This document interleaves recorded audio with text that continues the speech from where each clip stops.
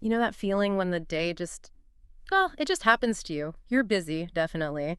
But maybe at the end of it, you're not quite sure what you really accomplished. Oh, yeah, and that sense of calm feels like a million miles away. Exactly. So if you're craving a little more control, maybe some more structure to, bring some peace to the daily grind, then you're probably in the right place. hmm Because today we're taking a deep dive into some really interesting material someone shared with us. It's a transcript from a YouTube video. Right, it's called English Podcast for Learning English, a Day in My Life English Leap podcast from the Speak English with Class channel. Now, on the surface, it's about learning English, but what we found fascinating was the look it gives into the daily routine of the student they feature. Her name's Lucy. She lives alone. Yeah, it's a really practical, real-world example. How she structures her time, balancing school, well-being, even just, cooking and chores. Yeah. The hosts, Jennifer and Daniel, they did a great job sort of digging into how her routine works. They really did. And our mission here isn't just to describe Lucy's day. We want to pull out those key ideas, the practical strategies that you, listening, might be able to adapt for your own life, for more balance, more focus. Okay, let's get into it then. What was the first thing that jumped out? For me, it was why she even has a routine. Yes. She straight up said that without one, she'd feel completely lost, which is, well, pretty strong language. It really is. It suggests it's more than just managing time, doesn't it? It's like a mental framework she needs. And what I found particularly interesting was her saying routines are actually relaxing. That kind of pushes back against the idea that they're boring or restrictive. That's a great point. Why do you think she feels that way, that they're relaxing? Well, she had this great analogy comparing her routine to staying calm and productive, both things. Right. Calm and productive. It makes sense. Yeah. Knowing what's coming next probably reduces that mental effort of constantly deciding, frees up brain space. Exactly. Yeah. Less decision fatigue. And she also made a point of adding fun things in there. Crucial. It's not all chores and studying. That's maybe the key to making it stick. Structure doesn't have to mean boring. Precisely. That predictability can lower anxiety. And building in those enjoyable moments, well, that reinforces the whole thing. It makes you want to stick to it. Okay, so let's zoom in. Her day starts early. Very early, 5:00 a.m. She admits it's a struggle feeling half asleep. And her trick, cold water on the face, she called it a shock. A shock, yeah, but she says it's effective. Wakes her right up. It sounds brisk. A bit extreme, maybe, but hey, if it works, that sudden cold, I guess it really jolts your system awake, physiologically. It does. Increases heart rate, breathing, Hmm. gets you alert fast. Then she moves on to morning stretches. Yeah, and it's not about becoming a gymnast, is it? She said it's more about shaking off sleepiness, feeling relaxed. She even said saying good morning to my muscles. I like that. It's gentle, mindful, a transition. Definitely. And after that, coffee time. But it's more than just caffeine for her. Right. She uses that time to actually set her goals for the day. School stuff, but personal things too, like practicing vocabulary or drinking more water, specific things. It's like her mini roadmap for the day. That's such a good description. It is. And she mentioned that even if she doesn't get everything done, just having that direction makes her feel productive. It sets the tone. Reduces that feeling of just reacting to things all day.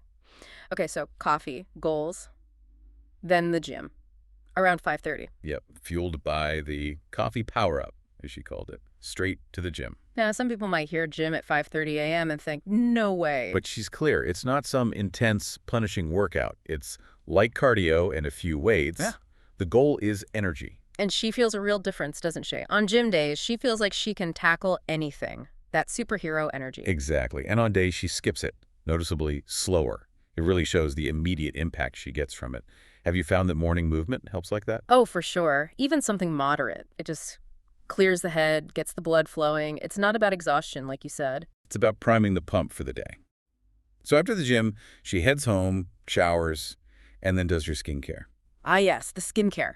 Cleanser, moisturizer, and sunscreen. She was very emphatic about sunscreen. A must-have, even on cloudy days. Mm-hmm. Connecting with the skincare lovers out there. Hmm.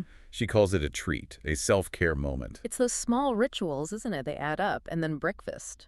Sounds pretty good, actually. Yeah, scrambled eggs, toast, fruit usually. She specifically mentioned it gives her energy and focus. Another power-up. She's very aware of that food-energy connection.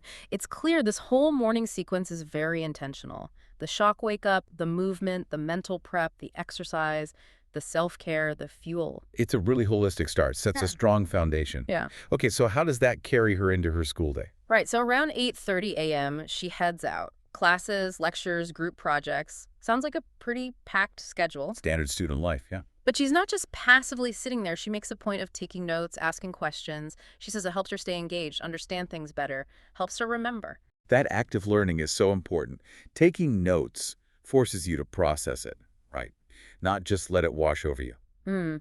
And she uses the breaks between classes smartly, too.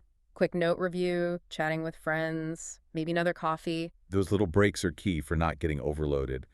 A bit of consolidation, a bit of social time prevents burnout. Definitely. Then lunch is usually back home. Quick, healthy stuff.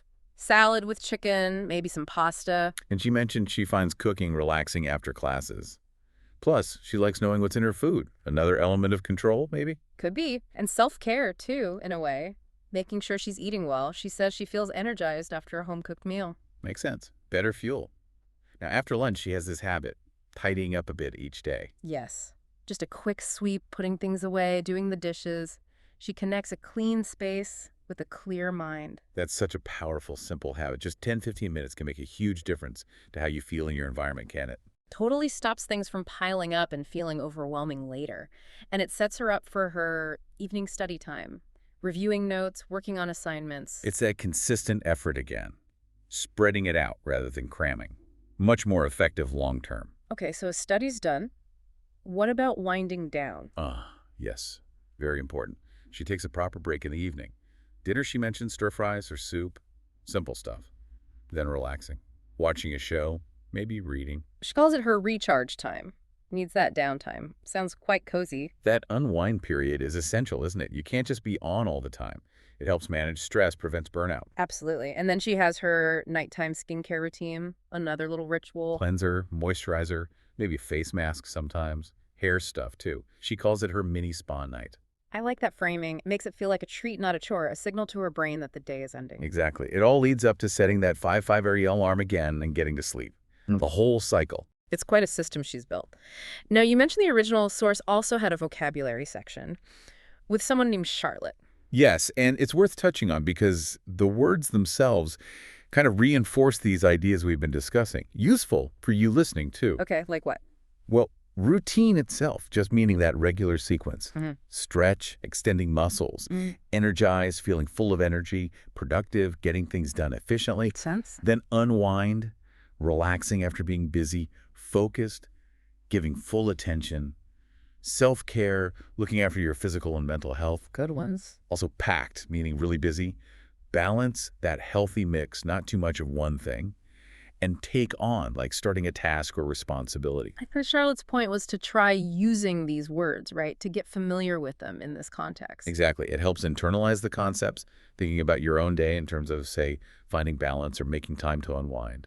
So wrapping this up, looking back at Lucy's day, what's the big takeaway? For me, it's the power of having that structure, but one that's also flexible and includes self-care. Absolutely. It's not about rigid control. It's about creating a framework that supports productivity, yeah, but also calm. They can go together. Which you said, calm and productive. And it's important to remember, like they said in the original piece, you don't have to overhaul your entire life tomorrow. No, definitely not. Even small changes can make a difference, right? Little habits. Exactly. Tiny shifts can add up. So maybe here's a final thought for you listening. Thinking about Lucy's day. What's one small thing, just one, that you could maybe try adding to your routine tomorrow? Something manageable. Could be anything. Setting one intention while you have your coffee. Doing 5 minutes of stretching. Tidying just one surface. Just experiment. See how it feels. Just bring a little more focus, a bit more calm. Observe the impact. It's all about finding what works for you. Well, we'll be back soon with another deep dive, looking at more strategies for learning and living well.